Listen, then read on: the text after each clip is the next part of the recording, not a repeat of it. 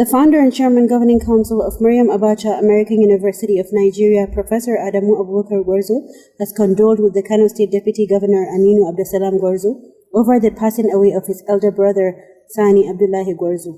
The deceased, a retired zonal education director, died at the age of 73 in the early hours of Wednesday after a protracted illness. In a condolence message issued to newsmen on Thursday, Professor Gwarzo expressed deep shock over the passing away of the deceased.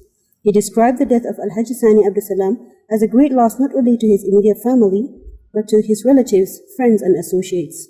Professor Gwarzo, who commiserated with the bereaved family, prayed to Almighty Allah to comfort the entire family of the deceased during this grieving moment. So on behalf of myself and the entire management staff of Maryam Abacha American University of Nigeria, Kano, I wish to extend our condolences to the family, friends, and associates of the deceased, Professor said in a condolence message. He prayed to Almighty Allah to forgive the deceased and admit him in the highest level of Jannah.